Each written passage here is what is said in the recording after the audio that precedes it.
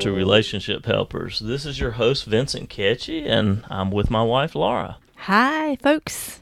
Well, we are snowed in here today, so we thought we would go ahead and record a podcast. Yes, it appears that we are unable to see clients today in our counseling practice, as it seems that there was a 12-car pileup not far from our home today. Yeah, not very far. So kind of discouraging. Right. So, of course, we don't want our clients to come out in inclement weather, I guess you would say, or have any chance of getting hurt. So we're here at home with our little toddler, or well, he's not a toddler yet.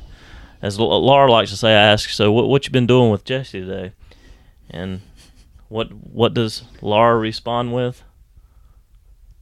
Oh, you're not going to say it, are you, Laura? She says, what doesn't he do? Yeah, well, she says, well, he's just been rolling around and putting things in his mouth. Yeah, that's generally it right now. Yeah, so we're excited. He's got two little front teeth, so they're coming in. They're yes. beginning to come in, so we're excited about that. And I guess I should take this time to just say how we're just thankful for all the listeners out there. We just thank you for taking the time to tune in, to learn more about yourself. And, you know, our goal of our podcast is to help relationships, to help you to better yourself, to grow personally, and to become healthier and to thrive in your relationships and in your life in general. And we hope that's been helping you to do that.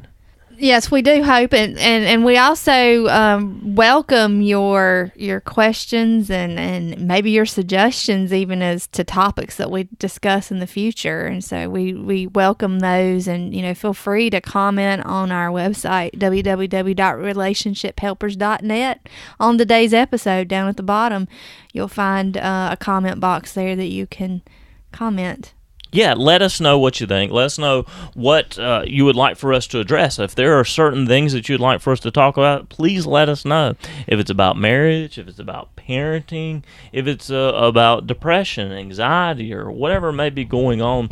But up at the next kind of upcoming episodes, well, it may be a few down the road, we're planning on doing some themes where we kind of hit on some issues there a little bit more in depth. So just let us know what you think. Let us know, if there's certain things you would like for us to talk about. That's right, Vincent. I know that it's hard to cram everything about a topic into a neat little package into one podcast episode. So we do want to take some things and maybe do them into a series where there's parts to it, where we're going more in depth and kind of plumbing deeper into some of these things. We want to address things, and I know that our clients are interested in, that others that we've talked to that want to work on. So help us, guide us in what we should go more in depth with. Hopefully this topic is that we're going to be talking about today is something that comes up a lot. I do a lot of marriage counseling. I'm seeing couples throughout the week, and this topic that we're going to talk about is a question that I get asked by at least half of them or more. It's a big topic that usually comes up with my couples. It is, and even though I don't do quite as much couples counseling as Vincent, I still see a lot of this myself, and that is the topic of, should I snoop on my spouse's phone? With phones just being just ubiquitous these days. I mean, everyone has one, and a lot of people are getting themselves into trouble with them. When we're growing up, we're taught how to talk to people and, not to talk to strangers and how to have these appropriate boundaries face to face with people. But I think now that the phones have come along, these smartphones, the learning curve is way, we've got quite a bit of issues that come up because it's kind of an unprecedented time with these smartphones. Well, it is. I mean, it's this new technology. We keep coming out with more and more new technology. And I remember the days when I mean, who can remember the days when we had the dial-up phone? I mean, it's where the rotary that you dialed it around, and that's how you did it. You would go, have to wait for the whole thing to go back to set, and then you got the other number and went all the way back around again. I don't know who remembers that. I remember that's how we used a phone. And it was a very heavy phone, too. And you didn't want to drop it on your toes, that's for sure. Right. The phone stayed in one place. You didn't have the portable phone. And then you had that curly wire connecting the receiver. And you didn't know who was calling. Right. You just picked it up because it was ringing. You picked it up. And you didn't have an answering machine. No. Well, no answer machine. And so if you didn't want to hear the phone ring, you disconnected it. Right. Yeah. You took it out of the wall. Yeah. I mean, so it was a totally different time that I know that a lot of us grew up in or that dealt with this is what, for years, that's what you did. Was you had your dial phone, and it has that sound. I can still remember that sound as it would go back to set each time that you put a number in there. And so it's totally different now that we have this technology. I mean, first of all, it started out with the flip phones, and then I don't know. Well, it was like a phone, like a brick there that you pulled out the little antenna on. And right. So you could call from anywhere I say you could call anywhere. Those phones back then, we didn't have as much coverage because I did have one in the 90s, I say, for business when I would travel, but it didn't really pick up everywhere. And you basically used it if you were in trouble and you needed some roadside assistance. Right, yeah, because I didn't know where I was going. It was because I didn't have those maps. I know that those maps were great when we started to have those. But now these phones give us so much access, almost too much access, and I think that's why we're talking about this today. Right, anybody can get a hold of us and get a hold of us quickly. And we can be tempted to reach out to anyone. Right. So we can be tempted to reach out to anyone, and then we can be contacted anywhere with anyone. I mean, it used to be you didn't have not to say that I'm sure some people talk on the phone in the bathroom or whatever. But before, that was never the case that you would actually be going to the bathroom with the phone. That was not the threat of dropping your phone in the toilet was minimal. Well, yeah, it wouldn't reach that far. You just couldn't. You'd have to hang up the phone and go to the bathroom. But nowadays you can have a phone everywhere, which is just, I don't know. Back then it would have just been crazy. I don't know. But now it's just, this is how it is. We can talk to anybody, anytime, anywhere, and they can talk to us anytime, anywhere. It's very different. That's right. And so now you have married couples, especially ones that are a little bit older than millennials, who have smartphones, and they are really struggling with boundary issues because maybe they got married before smartphones, or maybe they didn't grow up with smartphones, but now they have smartphones. So this wasn't a discussion as part of their relationship. And I think we'll be talking about that some today. Yeah, so let's talk about this snooping. Should I snoop on my spouse's phone? Ideally, you shouldn't snoop on your spouse's phone, because as a married couple you should have an agreement, or at least an understanding, allowing both of you free access to others' phones. So back then, we're rolling way back to the 80s, the 70s, or whatever. It was like the phone's there, anybody can pick it up. It's the house phone. It wasn't like just one person picked it up. That's right, the kid could pick it up. Yeah, so whoever called, you knew who was calling. You kind of could go talk to them. Way back, even the operator knew who was calling. So, it wasn't like that private kind of. Yeah, you bring up a good point there, Vincent. Back like in the 50s and the 60s, the operator knew all this stuff. When we're talking about in the rural South here, the operator kind of knew a lot of people's business if a lot of people didn't have really good boundaries. So you kind of had to keep things to yourself a little bit. Right. But nowadays, there has to be this discussion, or at least there's coming up this discussion, should I know who they're talking to on the phone or on their phone? Should I be able to? Now, let's go back. What does a healthy marriage look like? Well, in a healthy marriage, you should be able to use your spouse's phone just like, back then you could use the phone in the house, the phone, let's say, that was in the bedroom, the phone that was in the living room or in the kitchen or wherever the phone was. You should be able to use the phone and just use it back and forth, and you should be able to know who they're talking to, and they should know who that you're talking to. It should be open. It should be free. There shouldn't be secrets between the two of you. I mean, unless somebody's planning a birthday party, surprise birthday party. But other than that, there shouldn't be any secrets between spouses. So we're basically saying a healthy marriage is marked by transparency. Right. Yes. No secrets. You should know everything about that your spouse is, who they're talking to, what they're talking about, what they're saying. That's a healthy relationship. That's a healthy marriage. But we know we do not live in an ideal world, and unfortunately, many spouses or most couples have not discussed how to handle each other's phones. Well, that's one of the issues that comes up. They're like, what should we do? Should I be able to talk on their phone? Should I have access to theirs? They haven't really talked about it. This is something new. They've never thought about it. Or maybe that just, I don't know.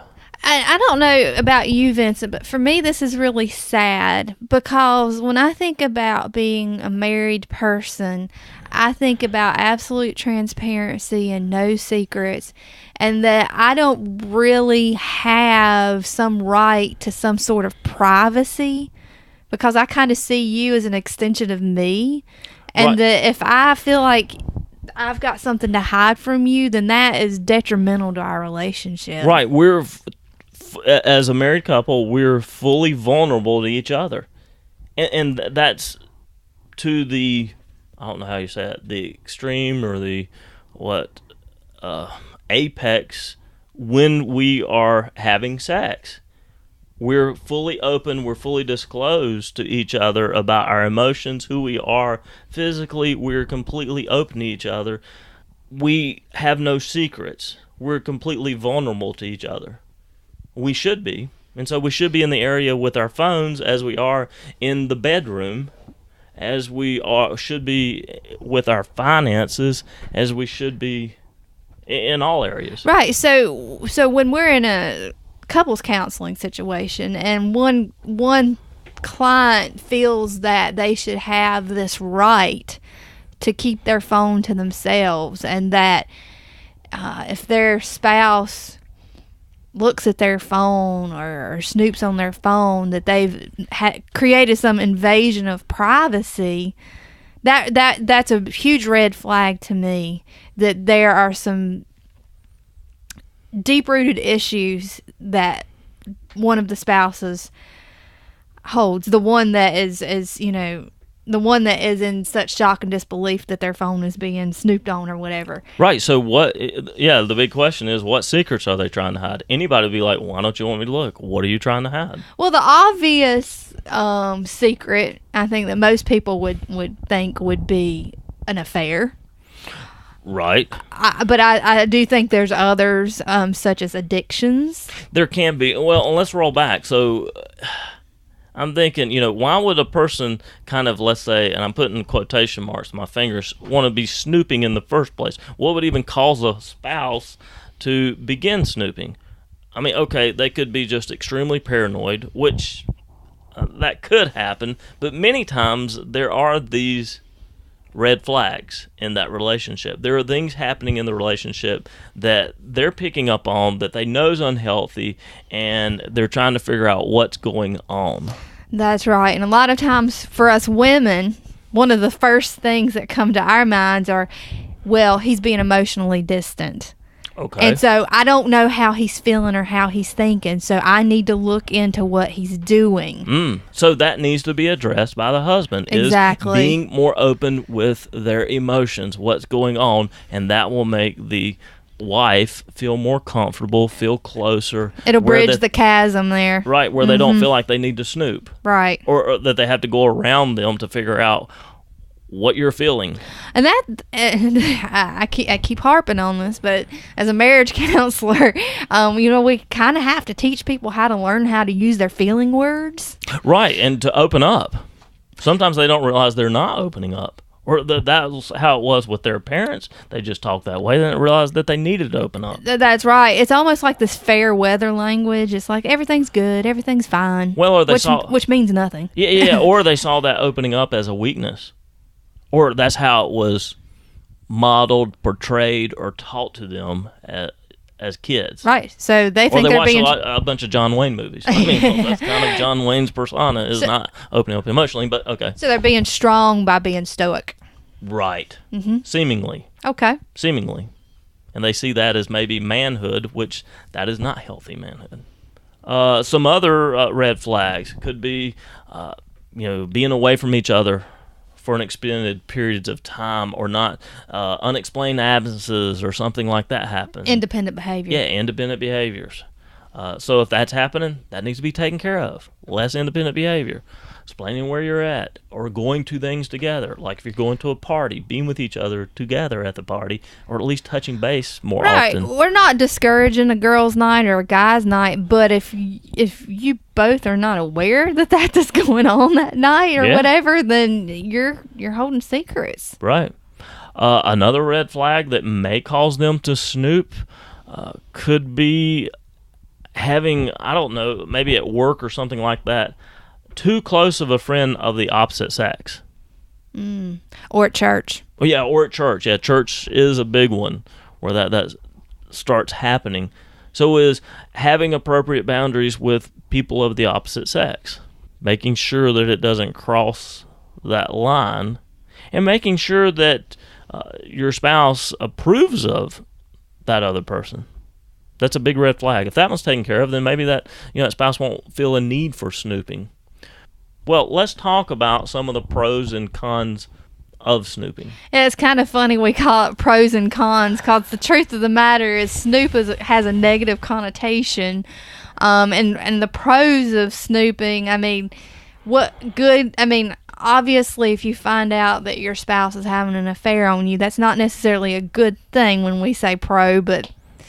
No, but you got to think about it before you do this kind of probing. If you're in an unhealthy marriage, in an unhealthy relationship, you do have to kind of consider things, I guess, a little bit more and take a little bit more caution if you did not have this open relationship, this transparent relationship in the beginning. That's right. And although you have a right to per se snoop. That's a marriage. A marriage is being transparent, being open with each other. As a therapist, and this may be different than as a friend, if you were to talk to your friend about a situation like this, you may get different advice. But as a therapist, one of the things that we have to look at is if you find out your spouse is having an affair, you need to go to the doctor. Because you could be susceptible to any number of sexually transmitted diseases.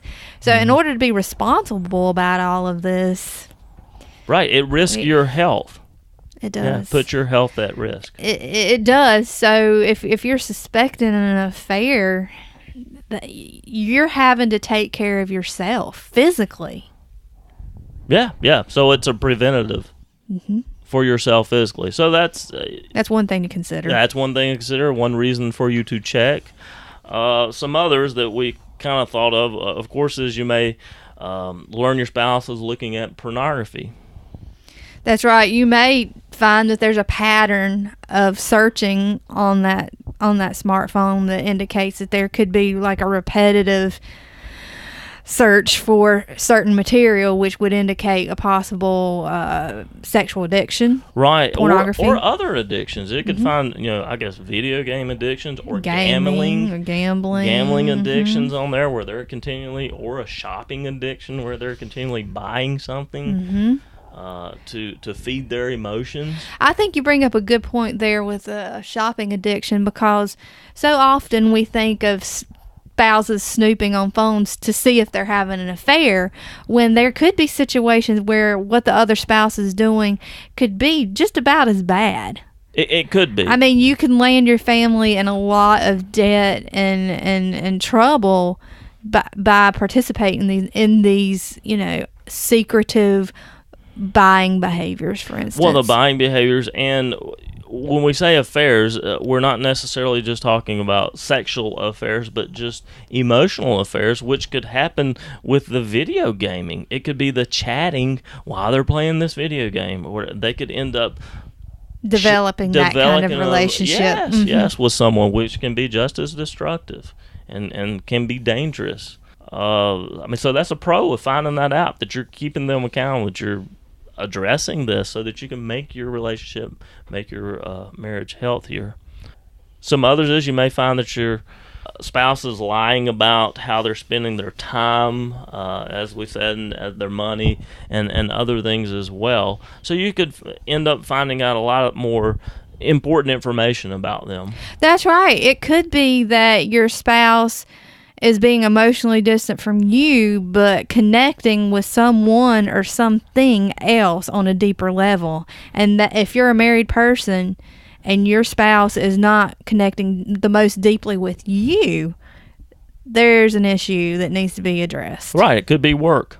That's right. Could be just work that they're connecting more with. You may be like, why isn't he home yet? And it's like 8 o'clock at night, and they're usually home at 6, and you end up doing some sleuth work, and you may find all these texts that indicate that the boss has been demanding way more of your spouse, and your spouse hasn't been telling you about that. Yeah, and your spouse is maybe just being passive with their boss when really they need to work on maybe assertiveness and setting appropriate boundaries with work, with their boss, with their job. That's right. So basically what we're talking about is kind of what you're filling up that void with, that hunger in your heart. And for some people that could be that they feel better about themselves because they're working hard. Right. And their definition of working hard may not include the word workaholism. Right. But what they're actually doing is workaholism, and they're pumping themselves up through the amount of work they put in. Well, so we talked about some of the pros. Of course, there's many pros to it, and there should be complete transparency in a marriage. You have all the rights to that, to know what's going on with your spouse. That's marriage. However, there are some things to consider if you're in an unhealthy relationship. There are some things that you probably need to consider before you start snooping, or at least looking at things that you may need to, and maybe reasons why you shouldn't per se snoop.